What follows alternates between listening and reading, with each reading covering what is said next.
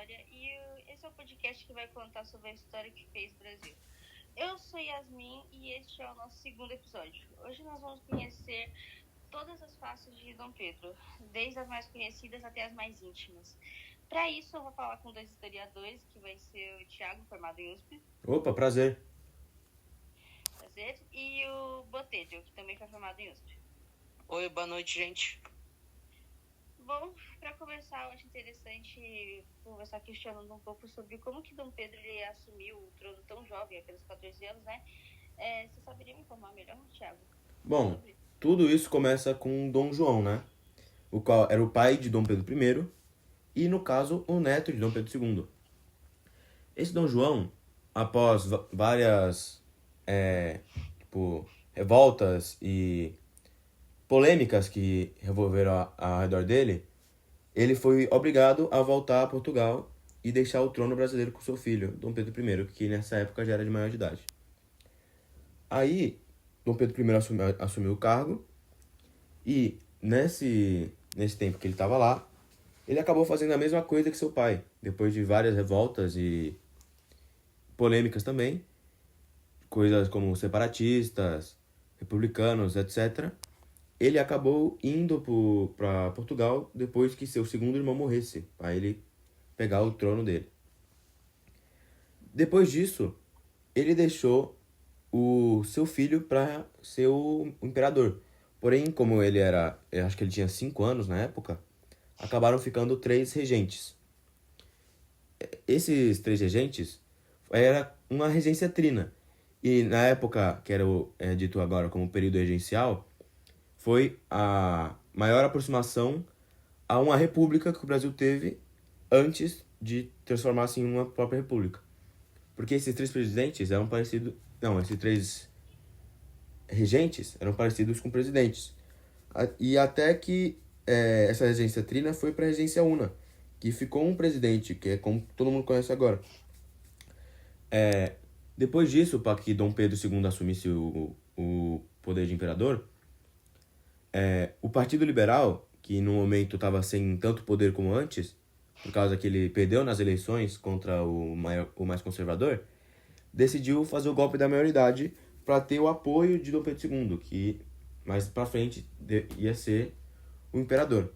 Porém, que se ele fizesse isso, ia acabar ajudando Dom Pedro II, e Dom Pedro II ia acabar ajudando eles. Então, eles fizeram esse golpe, que fazia que Dom Pedro II, que na época tinha 14 anos, fosse declarado como maioridade, para que assim ele tivesse o cargo de imperador do Brasil.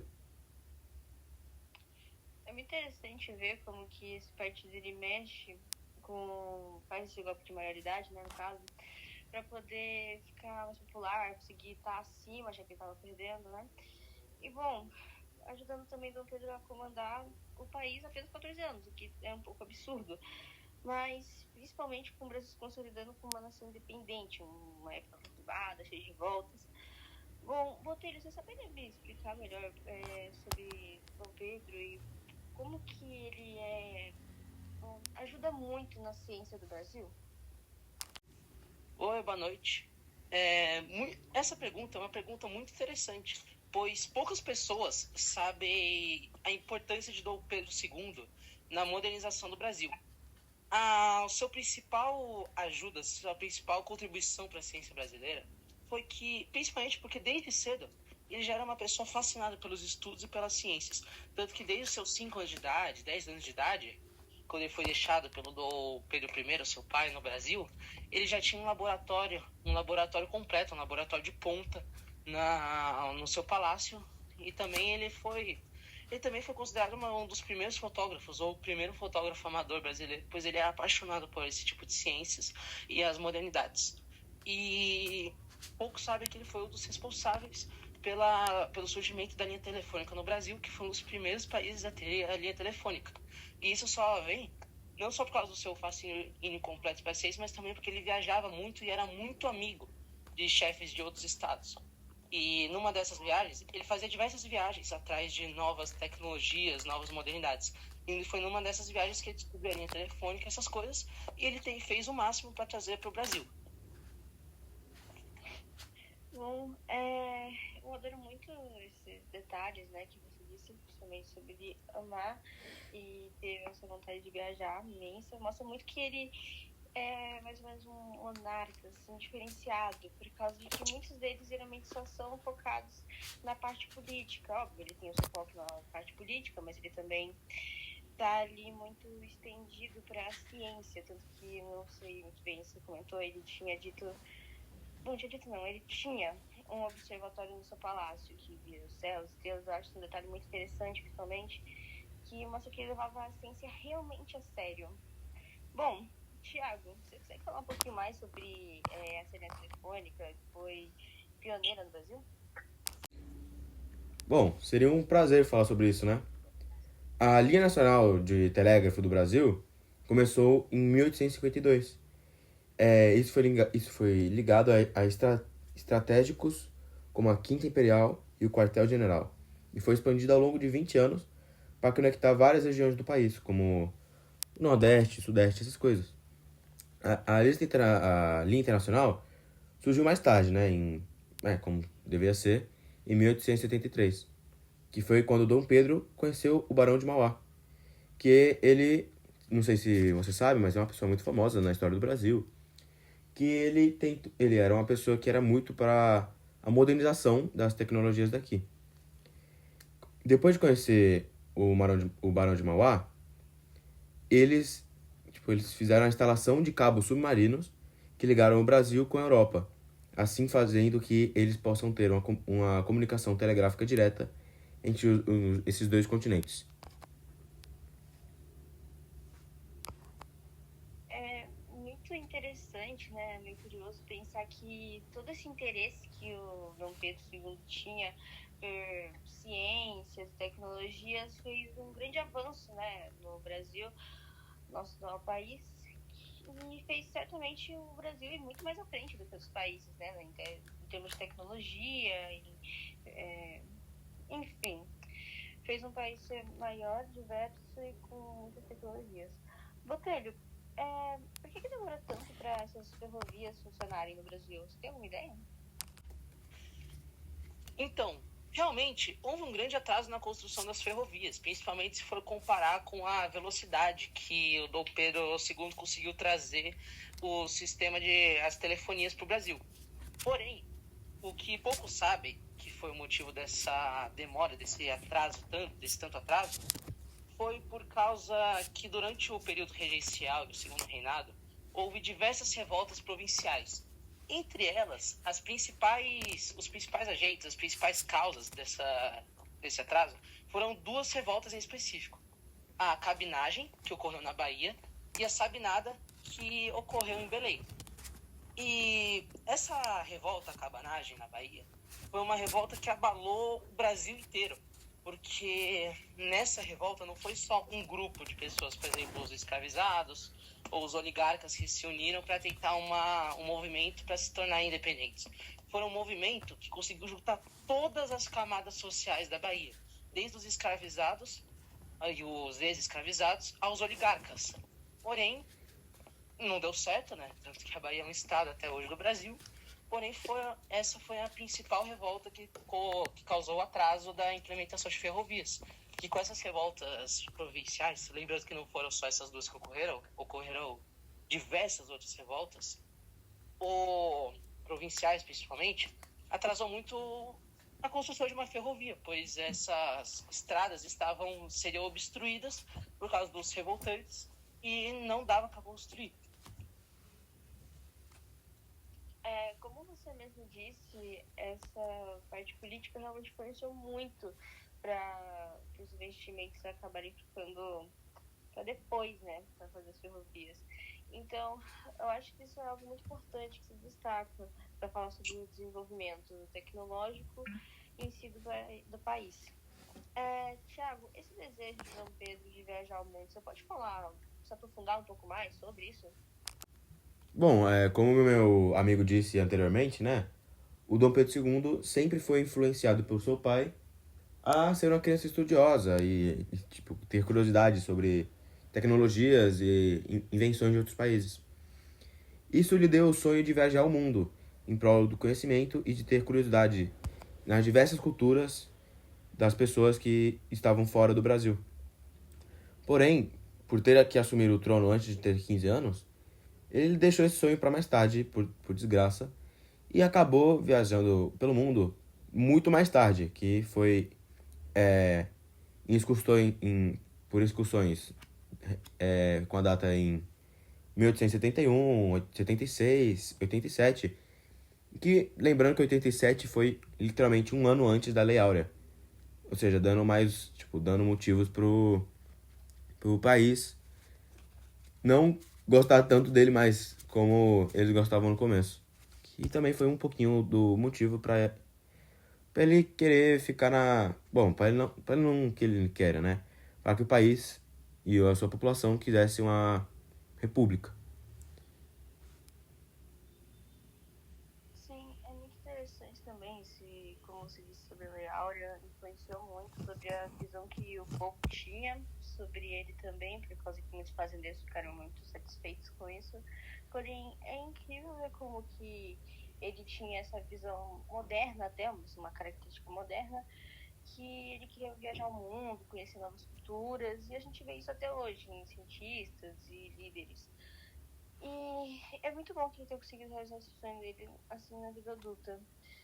Botelho, fala sobre o fascínio dele pelos estudos desde criança, por favor.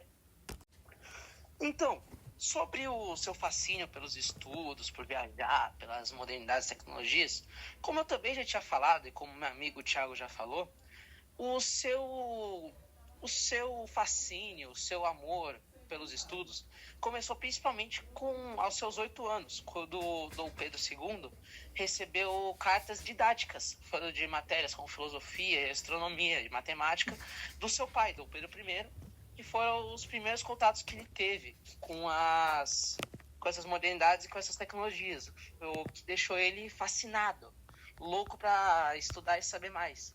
Mais e mais. Também porque era um dos principais passatempos e das únicas coisas que ele tinha a fazer, pois ele não tinha família, quase não tinha família lá, o pai dele tinha abandonado ele, e ele vivia rodeado de professores e educadores, instrutores que estavam lá para servir ele.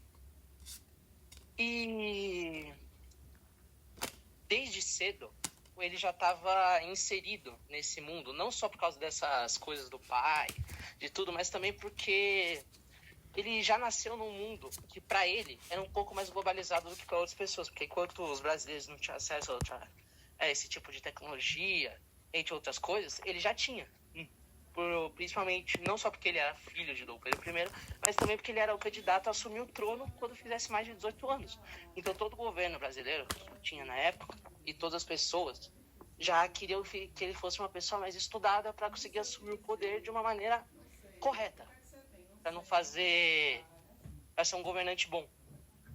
E é muito louco pensar que ao longo da sua vida ele estudou diversas matérias e aprendeu diversos idiomas, além de ter viajado para diversos países e tudo mais. Tanto que durante a sua vida ele se especializou em diversas matérias. Algumas delas são astronomia, física, matemática, artes, ciências naturais, e ele aprendeu diversas línguas. Tanto que ele sabia falar 23 línguas e era fluente em 17. Caraca, é muito interessante ver como esse convívio constante com professores e tendo um acesso muito maior do que a maior parte da população brasileira fez com que ele tivesse essa visão tão incrível. Bom, eu acho que essa parte que eu já tinha comentado sobre ter um laboratório em casa foi algo que mostra muito também sobre essa educação que ele teve, também junto com o que você disse, e como isso influenciou o modo como ele governou ainda depois. Um pouco puxando já para esse lado da astronomia, você pode falar um pouco sobre essa paixão, esse apego que ele tinha por astronomia, Thiago? Bom, como a gente falou antes, né? O Dom Pedro tinha um fascínio enorme com com astronomia. Tanto assim que ele tinha um observatório completo, o qual deve ser dos melhores da época, do mundo inteiro, não só do Brasil, no próprio quarto dele. Ele também trocava cartas com um astrônomo super famoso, que foi quem descobriu Netuno, chamado Urbain Le Verrier. Ele e seu pai foram o motivo da abertura do Imperial Observatório, que foi fundado por Dom Pedro I em 827, porém, por falta de investimentos, não foi usado até 1846. Bom, é muito... É bem interessante ver que, assim, na época, a astronomia era uma ciência avançada, uma ciência bem longe do que muitas pessoas poderiam atingir. E o fato de ele se comunicar com descobridores como Leverrier mostra como ele era realmente conectado a esse mundo do conhecimento mundial, sabendo de várias coisas. Mostra muito o seu conhecimento. Bom, por fim, Botelho, quais foram as principais contribuições de Dom Pedro para a modernização do Brasil? Então, para a gente finalizar esse podcast de uma maneira boa, vamos falar um pouco mais dos pontos positivos dele, né? Que entre os principais foi da modernização que ele garantiu ao Brasil. E essa modernização, ele não só incentivou, como a gente já tinha falado, trazendo ferrovias e ciências, mas também com atos sociais. Entre eles, principalmente o seu apoio à imigração, que tentou trazer muitos imigrantes, principalmente europeus.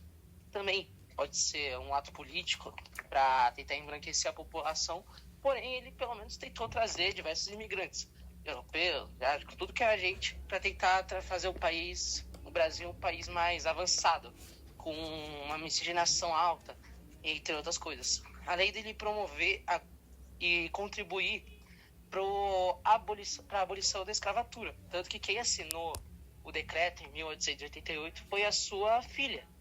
Mesmo que tenha sido um ano antes dele ter sido deposto, de ter sofrido o golpe militar. Mas, de qualquer jeito, foi a filha dele e ele tentou contribuir.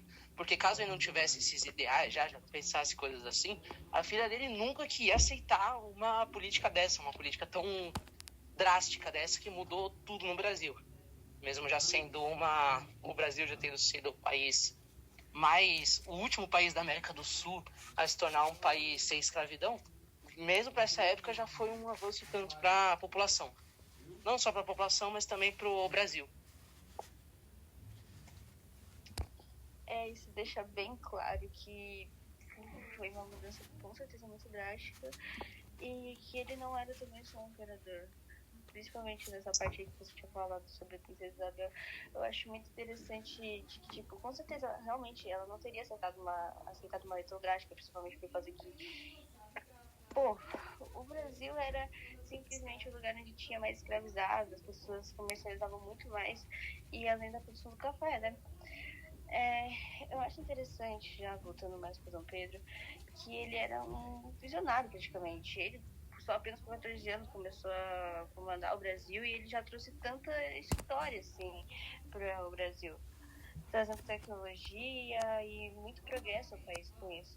Assim, tanto que ele já era considerado um governante muito bom, tanto que ele permaneceu por muito tempo na política, dos seus 14 anos até 50, 60 anos. Ele ficou muito tempo, foi um dos governantes, é considerado o governante que mais tempo ficou atrás do seu filho, entre todos os presidentes e diversos outros imperadores. Ele foi o que mais, diversos outros não, né, porque teve poucos imperadores, porém ele foi o que mais durou, assim, no poder, falando também um pouco da sua estabilidade, mesmo com diversas revoltas, ele foi um dos períodos mais estáveis e mais calmos, assim, se for dizer, do Brasil. Sim, eu acho que ele lidou muito bem com tudo isso, mesmo sendo muito novo quando assumiu o poder. Pessoal, foi realmente muito bom ter recebido vocês aqui. Espero que vocês tenham aproveitado bastante, né, esse bate-papo. E essa paixão que Dom Pedro tinha, conhecendo até melhores partes dele. Thiago Botelho, muito obrigado pela conversa. Muito boa, rica, assim, pelos conhecimentos. Que é isso, Yasmin. Eu que agradeço, né? Obrigado, Yasmin. Chama a gente para os próximos podcasts. Claro. E para quem quiser também conhecer um pouco mais sobre a história, até fazer algumas perguntas, o Instagram deles vai estar aqui na descrição. E, assim, Tem um vídeo ótimo chamado Imperador Dom Pedro II e os Sábios no YouTube. Até o próximo, do próximo episódio do Pod História. Tchau e falou.